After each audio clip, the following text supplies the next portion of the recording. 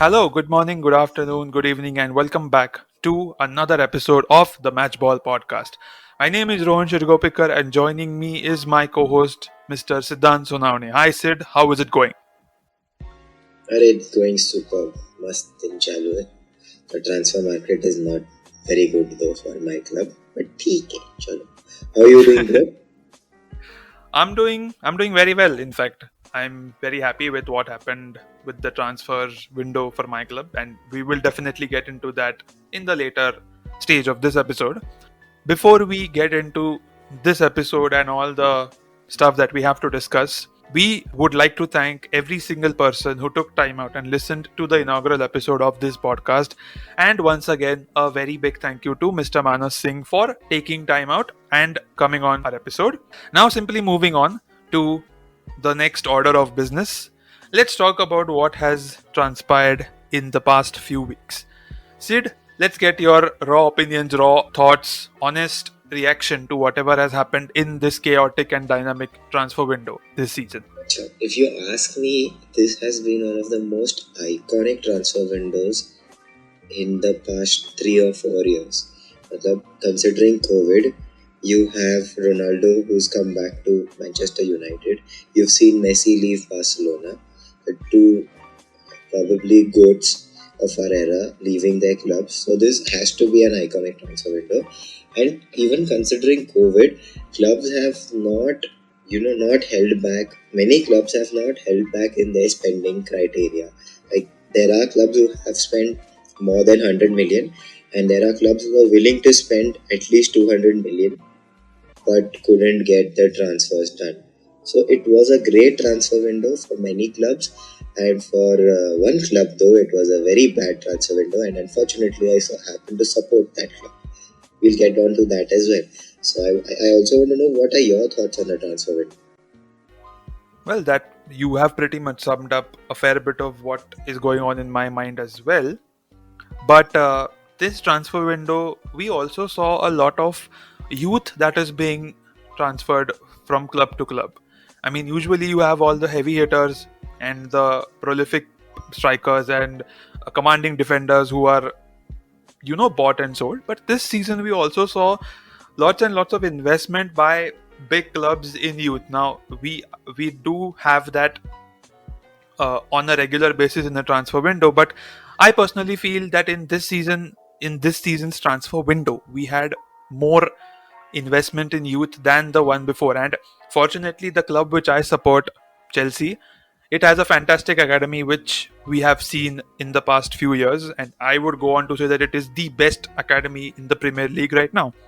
And so I can also go ahead and say that it is one of the best academies, if not the best, in the world.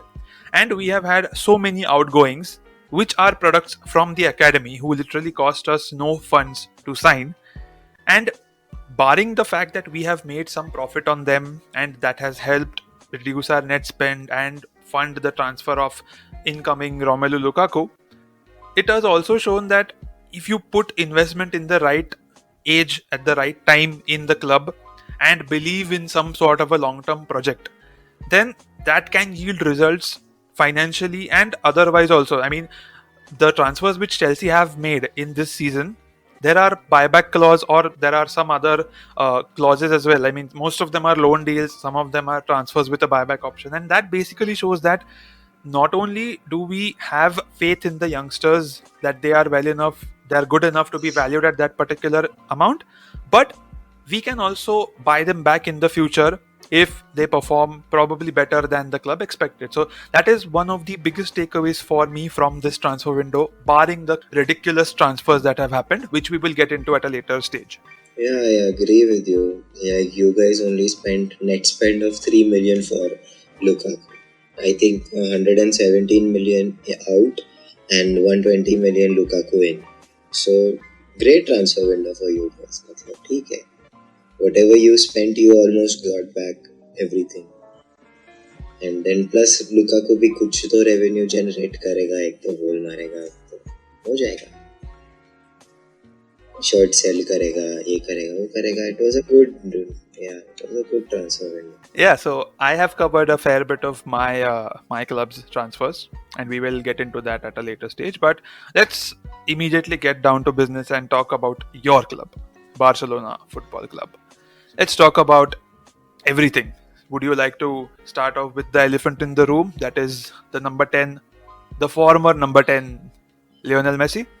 Okay, so it was a very weird transfer window. For Barca, the transfer window happened in like 3 stages.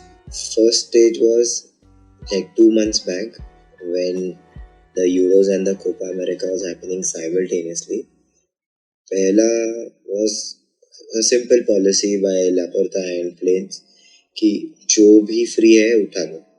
So in that process we picked up Depay for free, which turned out to be great. We picked up Aguero for free. I don't know how that will turn out.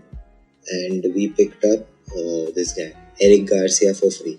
And we bought back Emerson for 9 million, which was considered a steal back then, but then आगे क्या हुआ क्या पता.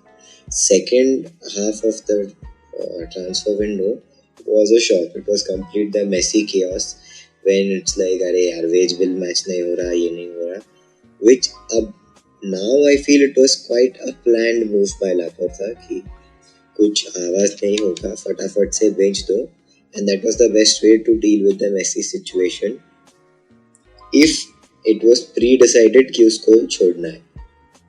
If not, Messi leaving Messi out is always going to hurt Barcelona in a way क्योंकि he's been the best player for the club for the past 17 years and that's how the team has been based on. And now it's going to be a complete transition. And the third season was a blunder. Third part of the transfer season was a blunder of mistakes by I don't know Laporta or Bartomeu because we didn't have the funds. So Griezmann had to leave, and Emerson that was bought for 9 million had to go. Then we had to lose Trincao, and that's how we lost many players that probably a good player in Trincao.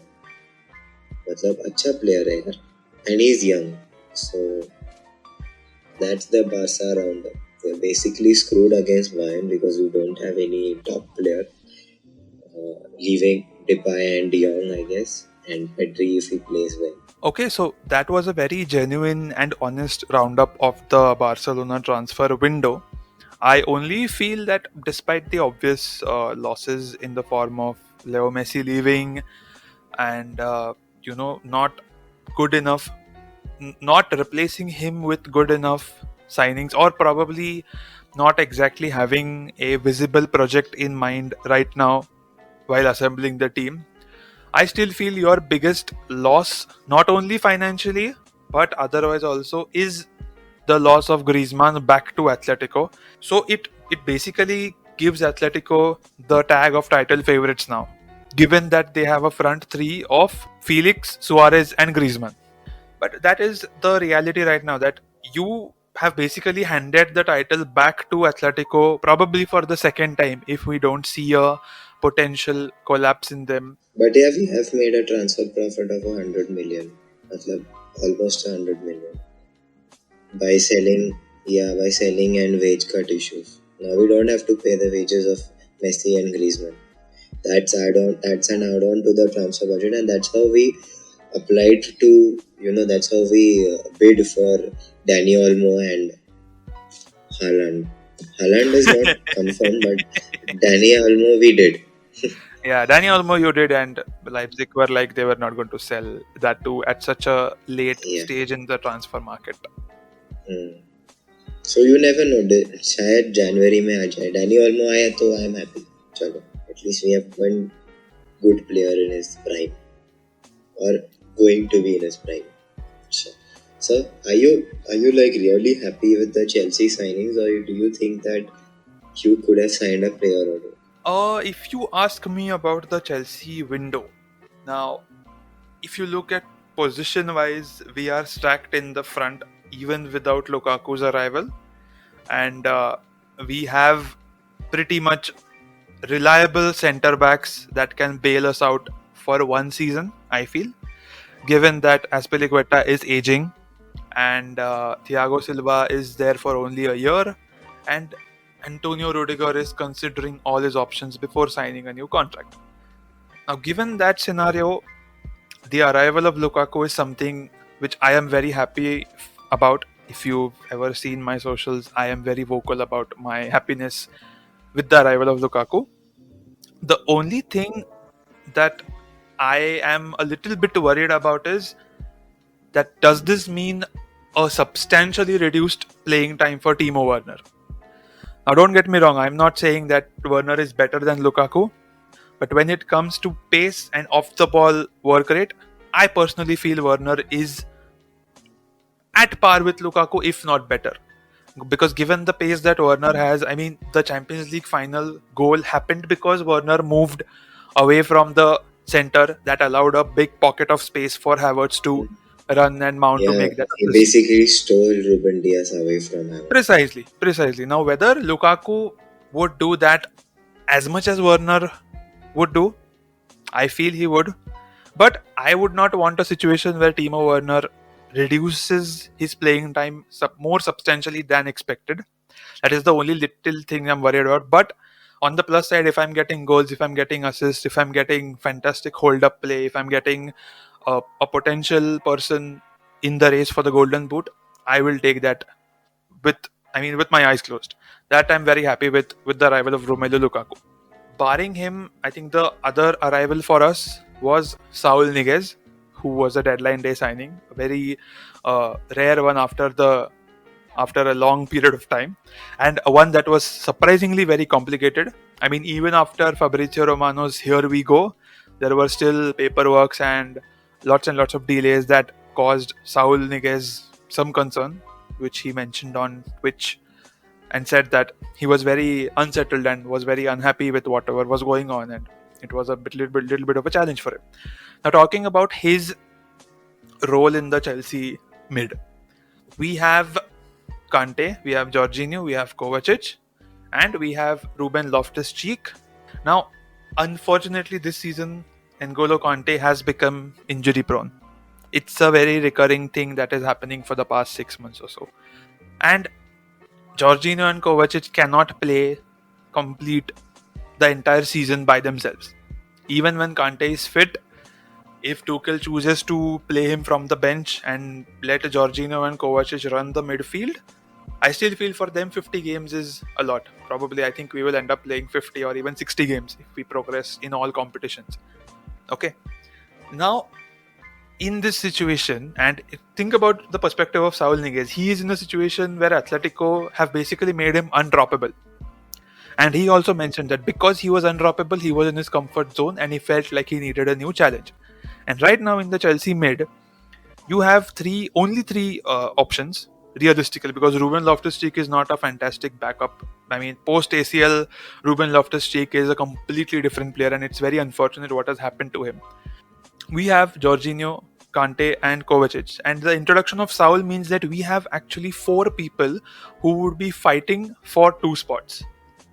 And when 4 fantastic players fight for 2 spots, it's always a good problem for the manager to have. So I am very happy with the arrival of Saul Niguez because it finally gives more competition in the midfield, the one area where I felt we were lacking. Okay? And finally... Yeah, and Saul... Yeah, go ahead. Sorry to interrupt you, but Saul is probably the most versatile midfielder you have there. Jorginho can only play the CDM or the number 6. Same with Kovacic and same with Kante, who can run. But Saul gives you an attacking option. He can drop back, play the CDM. He can play the playmaker, which I've seen in Atletico Madrid.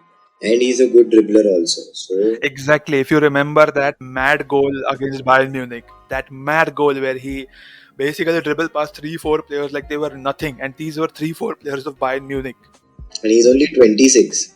Exactly, he is only 26. That is even better because if the deal ultimately becomes permanent, we have someone in midfield for probably 2 or 3 more years, or even 4 or 5. You never know. And Kante is right now 30, if I'm not wrong. That means because he's 30, his body is reacting to his age right now, which has made him unfortunately injury prone. Now coming back to the Defense. Defensively, I think we are very sound given the current setup. We have Aspilicueta at right back. We can have Reece James, not right back, sorry, right centre back. We have Reece James who can fit in. We have Trevor Chalobah who can fit in given his fantastic debut. In the middle, we have Thiago Silva. We also have uh, Andreas Christensen, who is the Danish Maldini, who will who has done a fantastic role, who has played a fantastic year for Chelsea, given the start Mm. he had under Lampard, where he got a red card in the second game of the season. And so the only position where I felt that we needed someone was the left centre back position, because there is only Antonio Rudiger in that position. There's nobody else right now, Mm. which is the only little worry I have. But otherwise, Mm. it's a solid 8 out of 10 window for me. And I've not even spoken about the outgoings. We have lots and lots of outgoings. Tammy, Timori, Giroud, Conor Gallagher, Mark Gay. Yeah. So this is the Chelsea roundup from my end. A solid 8 out of 10 window for me, given that we have just a little bit of a problem in the left centre back. Otherwise, we are stacked for options. We have enough options to fit in for our League Cup matches, FA Cup matches, Club World Cup, all our Premier League matches against weaker opposition or suspensions. I think we have enough depth to consider all of those. So I am very happy with the Chelsea transfer window and on the overall Chelsea squad depth as well. Our transfer window was on hope.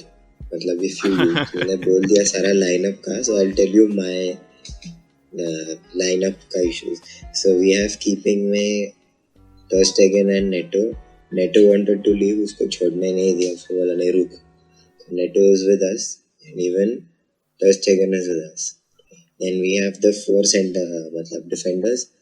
Left back position occupied by Jordi Alba and backup is Balde. Balde is an interesting option, but I know वो कभी खेलने नहीं वाला. जब तक Alba है, Alba ही खेलेगा. So Alba is good in every match until pressure comes. एक बार pressure आया ना, he's the worst player to play under pressure. इतना डरता है ना. When everyone starts messing up, Jordi Alba messes up twice. And when everyone is playing well, Jordi Alba plays twice better the whole team. So ये क्या logic है, I don't know. Double-edged sword. Centre back, double-edged sword. Then centre backs में PK took a wage cut वगैरह legend ठीक है, but he's still slow and he can't defend like he used to. But ठीक है, still a better option than Longley and Umtiti. Longley Umtiti कैसे team में खेल रहे हैं अब तक I don't know.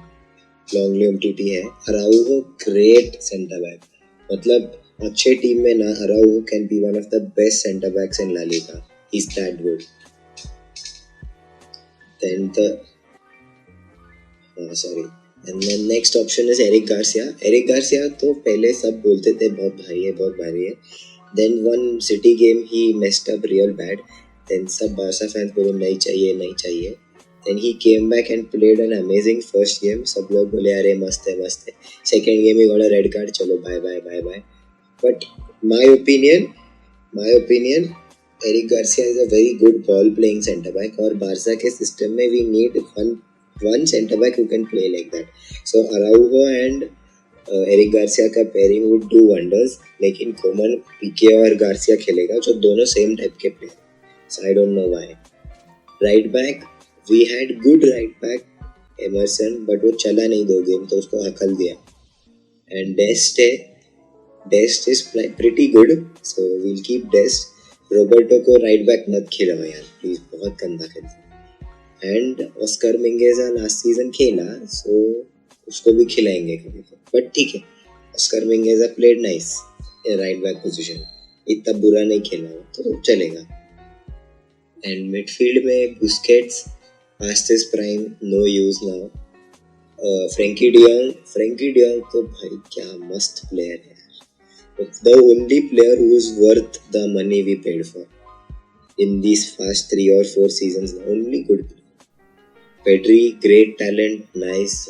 लेकिन उससे child labor करवा के season में 100 game खिलाते हैं. Spain also plays him. Even the Olympics he played. Olympics he plays. So Pedri and बाकी midfield option Pjanic never plays, Riqui Puig and Coman का कुछ तो है, तो पुज नहीं खेलता है, क्या मस्त प्लेयर यार पुज also, but he never plays him. Coutinho great option, मतलब शुड प्ले नाइसली, इतना पैसा खर्च किया है तो And not injure himself. not injure himself is important. Then who else can play in the midfield? अरे हाँ, Gavi, some सस्ता Javi we bought, but amazing player, B team का player है, that day Yeah, and played. I read that he turned 17 last month. हाँ, same एकदम Ansu Fati vibes. Same Pedri, Ansu Fati vibes. And then Correct. up front we have Braithwaite, who plays sometimes but scores 2-3 goals in that sometimes. He's basically an undervalued version of Lukaku. Big games So he's your X factor basically. But X factor है, typical X factor. Then Depay, amazing signing. क्या खेल रहा है Depay, वाह. Depay free also, so good. Aguero when he comes, क्या पता क्या होगा. Dembele hospital में रहता है, so ठीक है. I have hopes with Coutinho now that he's the only star player in the team. And we have the final number 10, Ansu Fati. I read a stat that every number 10 that Barca has after, what's his face, Rivaldo, has upgraded its level. So if this continues, you never know. 17 years later, we might be discussing कि Ansu Fati जाने के बाद क्या होगा. But I don't think so. इतना भारी नहीं होगा. But even if he plays थोड़ा सा better, then if he continues his form like last year before injury, which is थोड़ा asking a lot out of a young 17-year-old boy, but ठीक है, he's a good player. So that's it, Barca Roundup. Fair enough. I think the biggest point in that is that Ansu Fati has been given the number 10, and given that Barca is always particular about their number 10s, it's a big weight that he has on his shoulders, and I feel that even if he reasonably surpasses some expectations from him and is not being compared to whatever Messi has produced for past so many years, I think it's a good number 10 to have. Right. So moving on to the next part of our episode. Right. So after the break, we have another segment from Sid and I where we discuss about the chaotic transfer window from a neutral perspective. We'll talk about some of the biggest transfers that have happened, some iconic, some chaotic, some unrequired, and then we will also give a mini ranking from each of us. That is all lined up after the break. Don't go anywhere. Welcome back. Now, moving on to the next segment of this episode, I have with me the top 10 transfers that have happened this season. Now, I've extracted the data from a website called transfermarkt.co.uk. The ranking of the top 10 transfers would be the market value of the player or the fee that they paid for him, whichever is higher. So, we will come across examples where there is a free transfer, but because the market value is high, they are ranked so high in the list. Now I'll go through the list of these 10 transfers and we'll just have a quick chat, a reaction to them. Now in this chaotic transfer window, believe it or not, the highest transfer, the biggest transfer that took place was Jack Grealish from Aston Villa to Manchester City for a fee of £105 million. What are your thoughts about that? मतलब this Manchester City has a habit of overpaying, तो मतलब I'm not at all surprised. I'm genuinely not at all surprised. They paid something like कितना they paid for Bernardo Silva? They paid 60 million for Bernardo Silva. Yeah, I remember. कब खेलता है? कितना खेलता है Bernardo Silva? Tell me.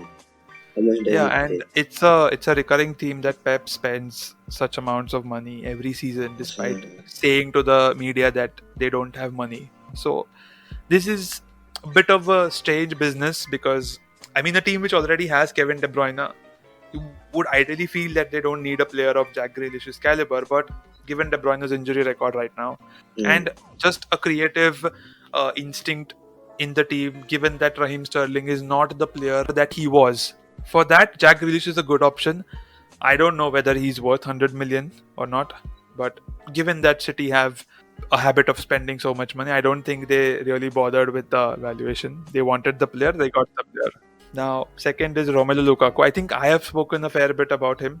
He brings a element to the team's play that we were lacking in the last season. His hold-up play is brilliant. He's a lethal shooter. He can be a poacher. He can be the focal point. He can also be in a system which has two strikers up front. So, I mean, I feel he is a very good signing. The bison and the rabbit, as described by many footballing legends. He's the great bison. And he needs a rabbit. I don't know. I think he's worth the value, but he's slight bit overrated because his hold-up play is good, no doubt, but his linking is thoda weak. I've seen a lot of Lukaku videos where Lukaku always needs support. Yeah, he's not the type of player who says, or he's not the type of player that we had with Hazard. He won't create something out of nothing. Yeah, but I think given how well drilled this Chelsea side is with Thomas Tuchel, I think if that is the only missing piece in the jigsaw, I think he would hopefully slot in perfectly without any issues.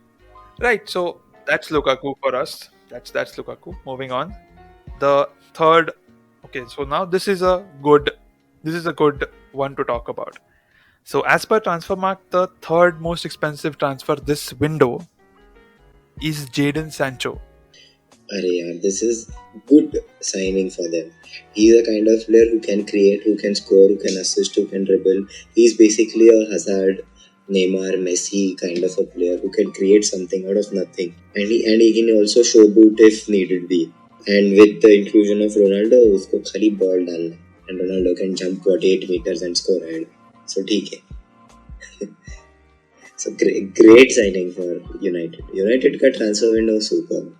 Ole is also pretty tactically sound nahi hai. He's a good man manager, but tactically he's average. But as a great Arsenal fan once said, trust the process. Now that is what I call a low blow. That is what I call a low blow. Swiftly moving on to number 4, which is Leo Messi to PSG. Obviously, it's a free transfer, but his market value is £72 million, which ranks him 4th highest this season. I don't think we need to speak about Messi because I think we have spoken a lot about him. Spoken a lot already. Yeah, on the first episode and here as well. I mean, he has moved to PSG. So yeah, fine.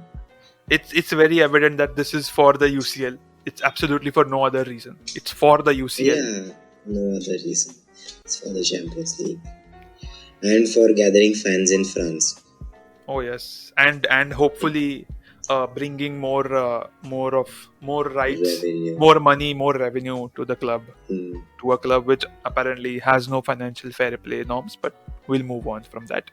Right. So moving on from Leo Messi to number 5, Rafael Varan from Real Madrid to Man United, which I feel is a huge steal. This is a fantastic piece of business from United once again.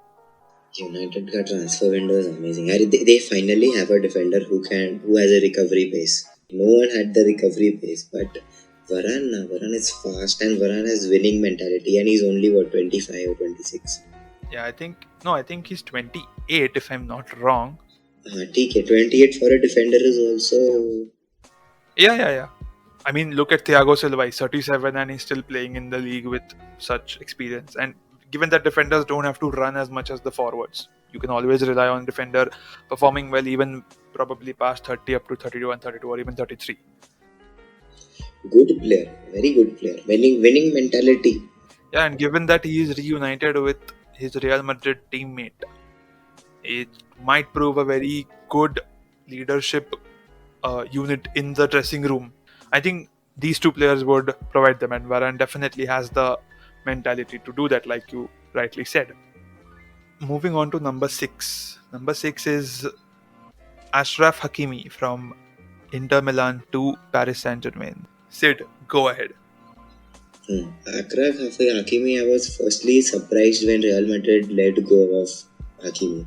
Because Hakimi, pehle to, he would have been a great backup for Danny Carvajal. And in that season also Danny Carvajal का कुछ heart का issue हो गया, so they had to play Nacho right back को.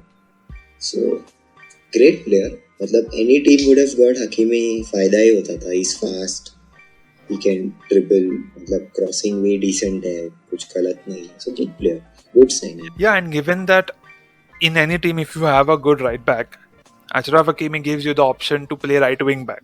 And because his recovery pace is so good, you can maybe see a fair bit of attacking, but a fantastic recovery rate and a defensive backtracking as well. And he's an asset for any team. I am a bit bugged that we missed out on him and he chose PSG instead. I am a little bit bummed about that. But right now we have enough options on the right side. So I don't personally feel that we have missed out on a big signing. So that is Achraf Hakimi for you. Then we have number 7. This is a good one, which I mean I'm keen to hear your inputs on this. Dayo Upamecano from RB Leipzig to Bayern Munich. And I think, as far as I remember, this is a very early deal which Bayern announced. I think this was very, very early. What do you think about this? I am surprised, I am shocked. You know why? Because Bayern has a habit of raiding the club which plays good the last season. ये गलत है यार. This is not fair.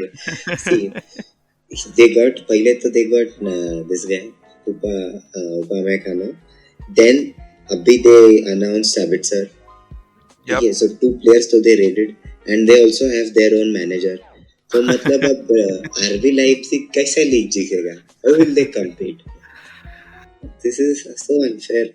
It is. But given Nagelsmann's transfer from Leipzig, I'm incredibly excited to see the return. Not the return, but the homecoming or the final step for Jesse Marsch, who, if you have followed him from his time in America, he is a fantastic coach. He coached Haaland, he coached Minamino in that match against Liverpool at Anfield. So I'm very incredibly excited to see what Jesse Marsch has to offer.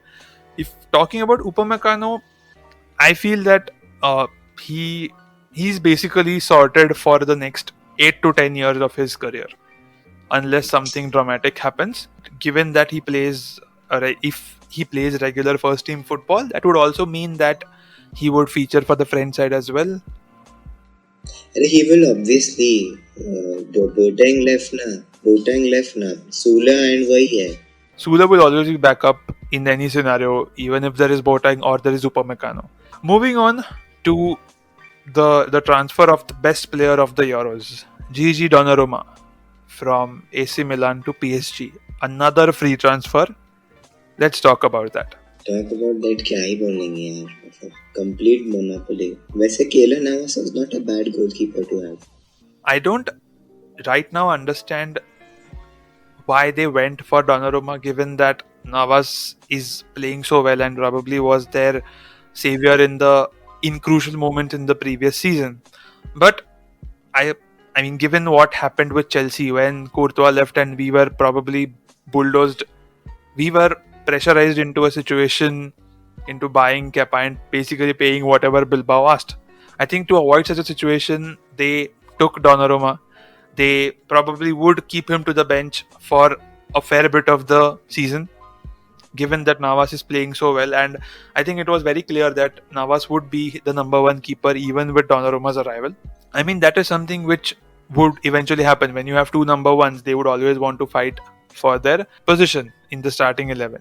But if you ask me, that is a fantastic signing in this transfer window, given that he came for free. The only drawback is that you have to now negotiate and deal with Mino Raiola, which is a very, very tough ask for any club.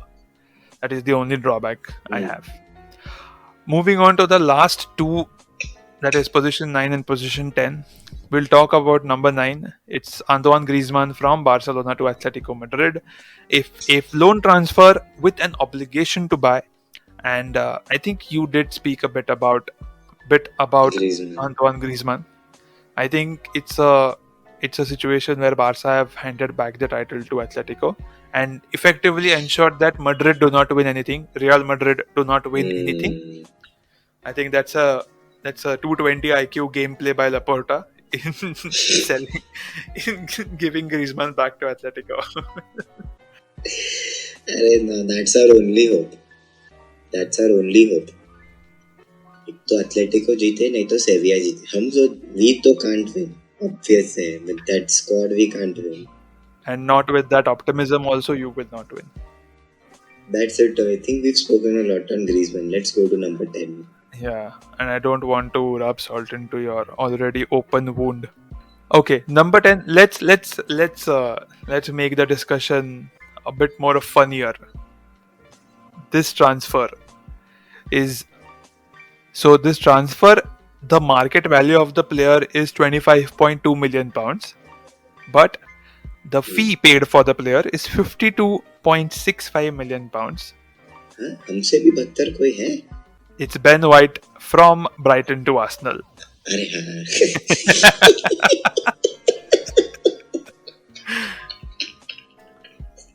Yeah. Yeah, like I said in the previous episode, you can't really judge Arsenal's decision making with their transfers that they make. They have paid 52 million for Ben White.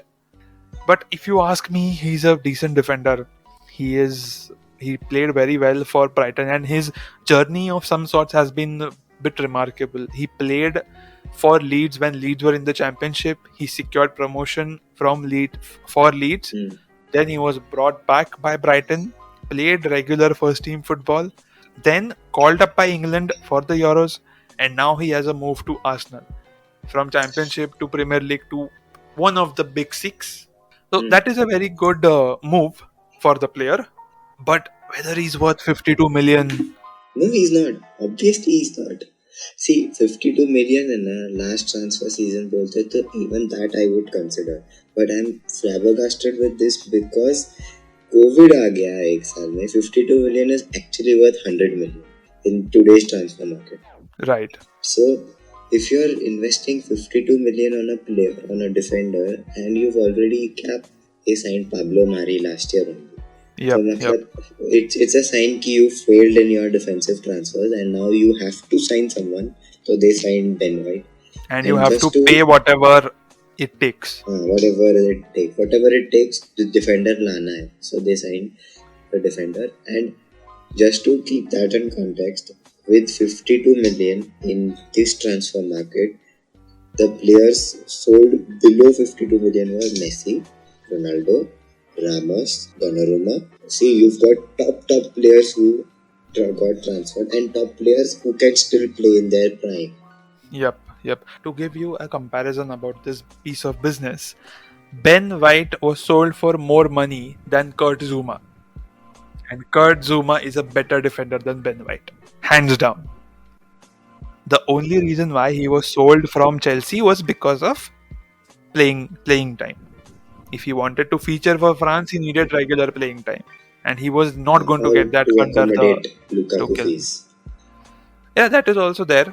But I think Zouma was sold to bring in Koundé, but Koundé did not happen. So basically, we are one defender short, but Zouma is sold for a fee lesser than Ben White. This is something unfathomable, but it has happened. And this is one of the bigger shocks of the transfer window, that despite so many crazy transfers, Arsenal still are the biggest spenders. Right, so that ends our top 10. Now moving on to the last segment of this episode. It's time for Sid and I to name 3 transfers, okay? Which, in our opinion, one should be the best, the worst, and the underrated. The one which doesn't excite you right now, but it could be something probably few years in the future that will be looked back upon as a fantastic bit of business. So, Sid, I'd like you to kick things off. What is the best transfer this season as per you? Best transfer as per me. It's so difficult to choose the best transfer. But if I choose one, I think Ronaldo to United is the best transfer. Leaving the thing that he's going to add on to the goal scoring and all, it's a good story कि चलो homecoming आया and United fans are also happy. So I'm low-key happy कि Ronaldo went back to United. I didn't want him to go to City क्योंकि फिर I didn't want money to win always. थोड़ा तो legacy चाहिए ना. That's it. Ronaldo to United was the best thing that happened this transfer window. I gracefully accepted being a Messi fan. Okay, so your turn. Who was the best transfer according to you? According to me, the best transfer this season is Gigi Donnarumma from AC Milan to PSG. It's a free transfer. You have a keeper who already has more than 150 games under his belt, who is so tall, who was crowned the best keeper, best player in the Euros, and you have someone who will be between the sticks for probably the next 10 years. If everything goes to plan, he will be there for 10 years.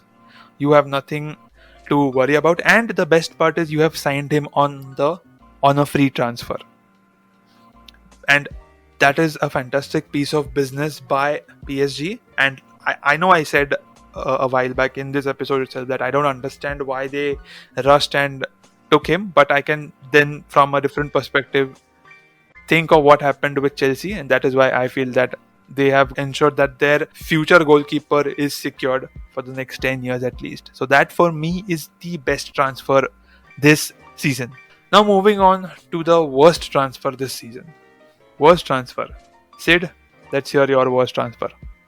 Actually, one rule for worst transfer: you can't say Ben White because that is probably You can't name Arsenal players. You can't name Arsenal players. you can't name Aston. Okay. Okay. Okay. Worst transfer this season. For me, the worst signing though has to be Lionel Messi from Barcelona to PSG because it is going to destroy everything this season. अरे कोई hope ही नहीं है मेरे को because of that one signing. And PSG को भी honestly they don't need Messi to win the Champions League. They already had a very good squad, but they still mess up somehow. So I am hoping they mess up again this season, and then Messi gets fried and he comes back like Ronaldo. That would be the best signing next year if that happens. What is your worst signing this year? Okay, so for me, the worst signing Emerson Royal from Betis to Barcelona. A move that did not make sense because of the subsequent move that happened. Okay. You bought him in the same season, you sold him in the same season, given the bad state of affairs that you had. Okay, now fortunately for him, he is sold to a club that probably will allow him to feature regularly. But you bought a player that you did not need. So the part of Betis to Barcelona, that is the only part which I feel is the worst piece of business this season. Even though you got a profit on that and you have got rid of wages, everything. I mean, you have basically played with someone's career for a fair bit of time. And then you fortunately sold him off when a party was interested. But otherwise, I feel it's a very bad bit of business from Barcelona because of the subsequent move. Otherwise, on its own, it was a very good transfer. But because of what they did later, I feel it's one of the worst transfers in this window. But they're financially screwed. So because you're financially screwed and trading ही हो गया, then it was like a stock. You bought for 9 million, sold for 30 million. It's the 21 million profit. अब खाली पैसा दिखता है Laporta. कुछ भी he let Griezmann go, he let Messi go. Emerson का क्या माज है? He left him.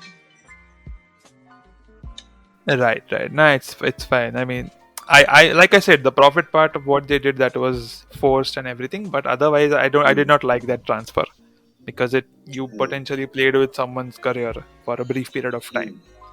But even in that, there is a clause. I guess there is a buyback clause for Emerson. Emerson was a La Masia player. He went to like 6 clubs. I'm not sure. Don't Google it. But sarcastically, he went to like 6 clubs, and 6 clubs में he had a buyback clause, loan clause, ye clause, wo clause. So he is always coming back to Barcelona for a month. He trains with Messi. He's like, "Arey Messi, kaisa hai?" And then he goes back. Right. So then, finally moving on to the final transfer, which would be the underrated transfer. Which one do you think is the most underrated transfer of this window? ऐसे तो दो तीन है, but I'll name two. One is Camavinga to Real Madrid because they desperately needed a Camavinga type of player, and secondly, this guy Francisco Trincao to Wolves. What a player! Mast. Nice dazzling dribbles and all he does. Good player. मतलब considering they got rid of Jota and they got a similar kind of player in Trincao, so fair deal for them. Nice deal. What are your picks as the most underrated signings? अरे one more thing, sorry, Depay also. Depay to Barcelona. फुकट में अच्छा खेलने वाला player मिला.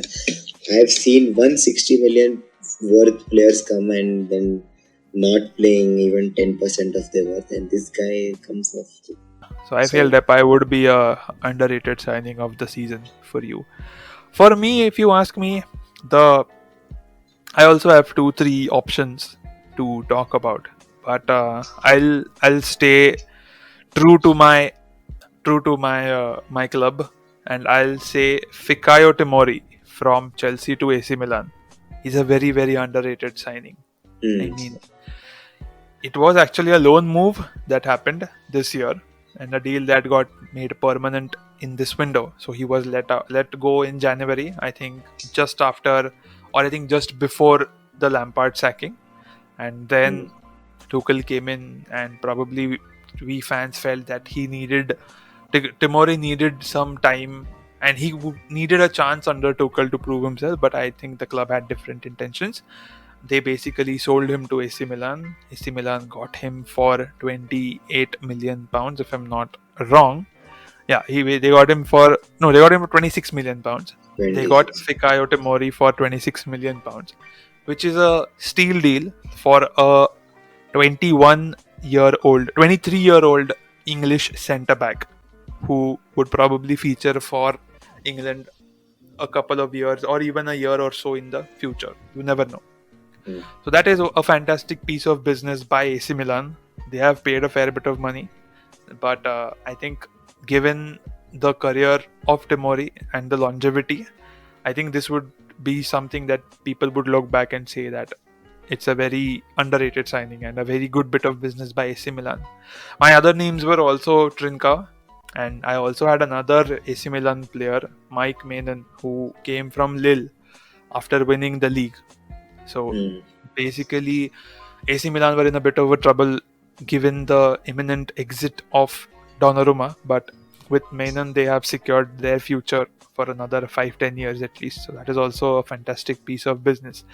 Interesting that in my mini ranking I have 2 keepers and not a single forward or not a single midfielder. I think this is what happens when I support a team that has been so well drilled in defense for the past few months that my mind automatically diverts toward, you need a good keeper, you need a good defender. So this is my final underrated signing of the season. It's Tomori, and then a very close second, Mike Maignan, to the same club, AC Milan. With that, we are coming to the end of our episode. We've had our detailed analysis, our lineup projections, our opinions on this, and we would love inputs and insights from you all as well who listen to this episode. If you have made it this far in the episode, we would love your insights as well, and we would be mentioning our socials in the description of this episode. And finally, Sid, we have something to announce. So what is this announcement, Sid? Would you like to tell our listeners what this announcement is? Yeah, sure. So guys, we have a YouTube channel. Please go and subscribe to our channel, The Match Ball, on YouTube. Listen to our content, share it with your friends if you like it, and give us reviews through comments, through DMs on our socials, wherever you want, and spread it as much as possible, because we are not going to stop at 2 episodes.